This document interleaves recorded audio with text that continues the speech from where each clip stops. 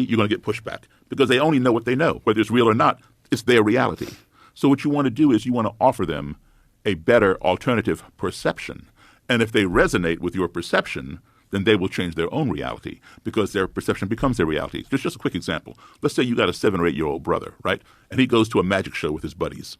And he comes back and tells you, Joe, this magician, he asked for a female volunteer and 50 women raised their hand. He picked up this one, come up on stage. He told her to climb into this long box and stick her feet out that hole and put her head out this hole. And then he closed the lid, told her to wiggle her feet, and she kicked her legs. And he took a chainsaw and went and cut that box in half. He cut that woman in half.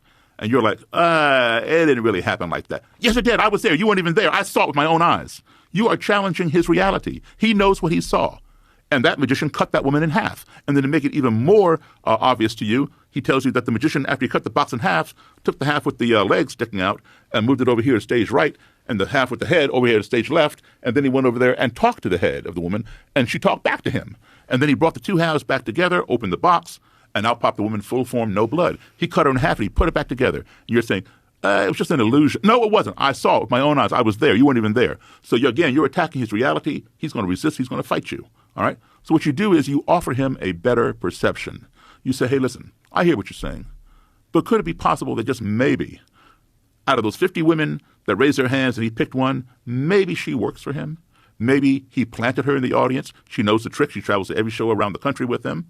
And when she gets in the box, there's a pair of mannequin legs laying on the floor of the box that are wearing the same stockings and same shoes that she has on. She picks them up, shoves them out the hole. When he says, move your feet, she just shakes those things. And then she brings her own legs up under her chest. So her whole body is on that half of the box. So the saw doesn't even touch her.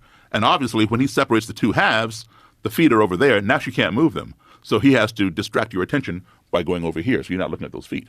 And he's talking to the head, and she's talking back. Of course, when he brings them back together, she pulls the dummy legs, leaves them on the floor of the box. She climbs out. And then your brother says, I guess that would be the only way that would work. You've offered him a better perception, and that perception then becomes his reality. So don't attack somebody's reality, regardless of what it is, even if you know it to be false.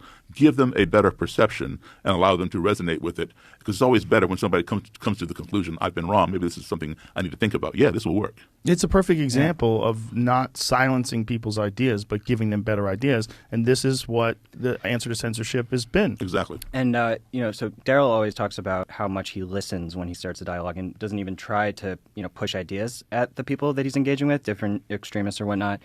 Would you agree with that statement? Absolutely. Yeah. And let me just give you an example of that. Okay, so I'm interviewing a Klan leader, white supremacist, right?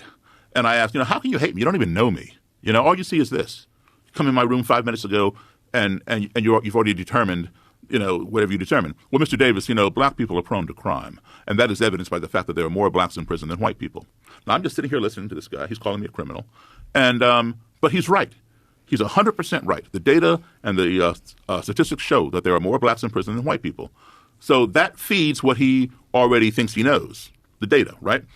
But he does not go to find out why does that data show that. He doesn't realize there may be an imbalance in our judicial system that send black people to prison for longer periods of time than white people who've committed the same crime. All right, so I just listen to him, right? Because when he walks in that room and he sees me, I'm the enemy. His wall goes up. His ears are like this. He's ready to defend whatever his stance is. So I'm just listening. And then he goes on to say, black people are inherently